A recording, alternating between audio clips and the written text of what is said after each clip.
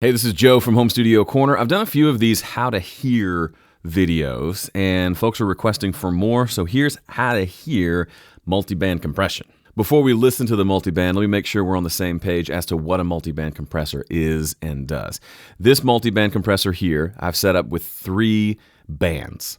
One from 0 to 160, 160 to 2.5K, and 2.5K and up.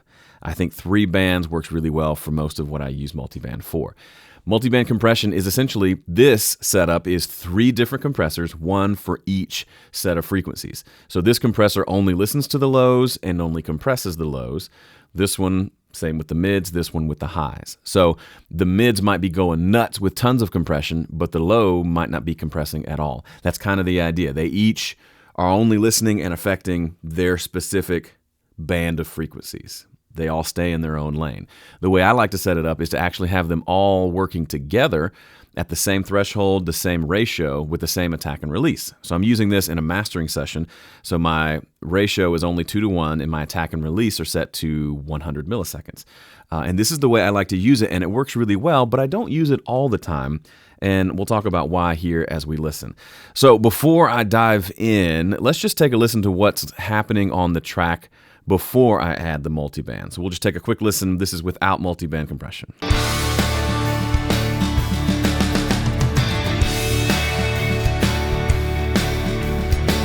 If I were to ask you, just pop quiz, either from listening or from looking at the screen, which band of frequencies has the most energy, what would you say? The answer is the mid-range. Take a look again as I hit play. You'll notice the level of the mids is consistently higher than the others. The kick drum bumps up the lows, so you could argue that they're about the same. But for the most part, when I do this on really any type of song, I find the mids are the loudest, the highs and the lows are quieter. So what does that mean for a multiband compressor when everything is set to the same threshold?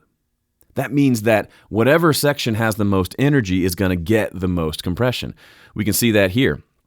This mid-range frequency is being compressed pretty consistently, whereas the highs aren't getting compressed much at all. Just the occasional cymbal splash might catch it. And the lows are getting a good amount of compression when the kick drum hits, but otherwise there's no compression happening. So what's the end result from a sonic standpoint? What do we hear? Well, let me turn it on and off here. This is off, this is on, and let's just listen. Be sure you're listening on maybe a set of headphones or your studio speakers, and listen for what's changing in the song, okay? Here we go.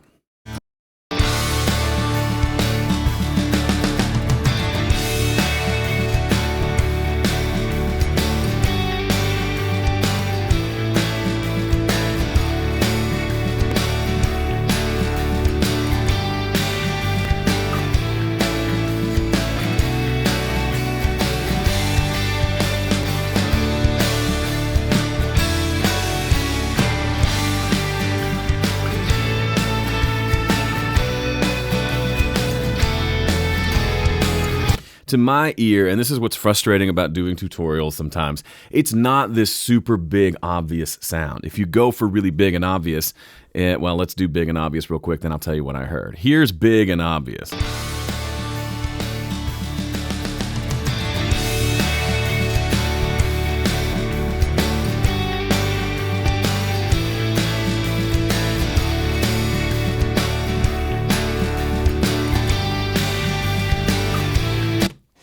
Okay, here's what I hear, and this has kind of been my case with using this style of, let me undo all this, go back to the threshold we had before. This is what I hear when I hear multiband compression in this context on a mastering session, is a little bit of what we call, you've probably heard this before, the smiley EQ curve.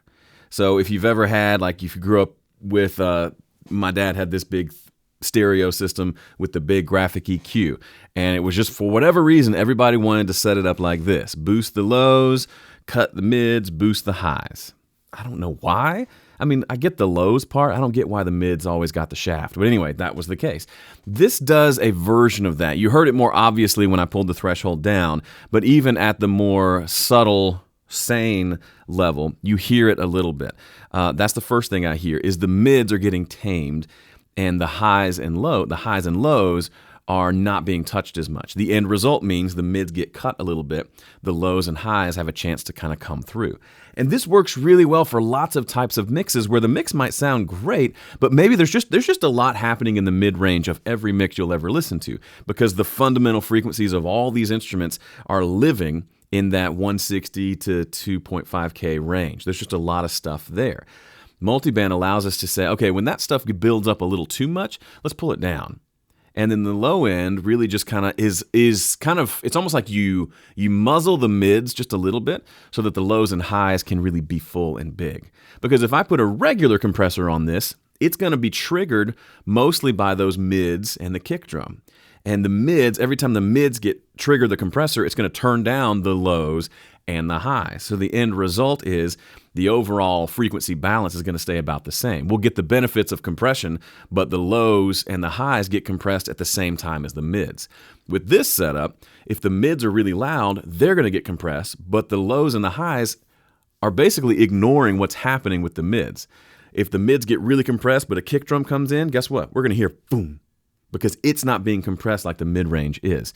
So it's almost like to me, when I use it in mastering, and I don't use it all the time because sometimes it's too much of a smiley face curve.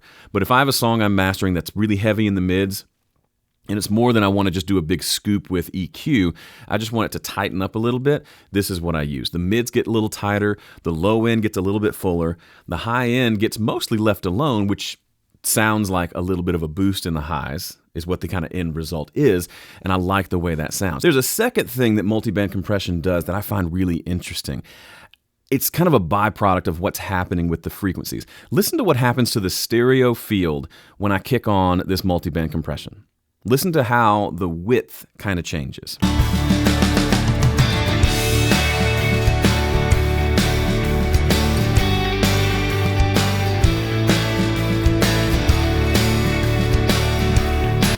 I don't know if it's actually getting wider, but my perception is things sound a little bit wider. And here's why I think that's happening. You'll notice things like the snare drum get pulled down a little bit with that mid band. And a lot of the sounds that I would pan to the middle of my mix are going to be low end heavy and mid range heavy. General rule of thumb, as I'm mixing, when I pan things hard left and right, I tend to try to make those a little bit brighter. I don't want big, thick, heavy stuff way on the sides because that starts to make the mix feel lopsided.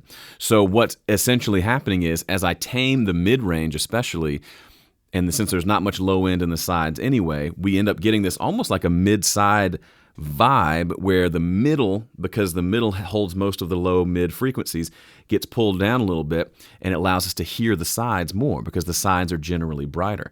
So by doing some multiband, we end up getting a little bit wider sounding mix because the mids are being tamed and the highs are being left alone. That's not to say that a mid-side processor can be helpful too, or actually using some sort of stereo width thing, but I found this gives me a little bit wider sounding master just with this without having to touch all that other stuff. It's a little bit of a simpler solution. Okay, I hope this was helpful for you. I hope you could hear the differences.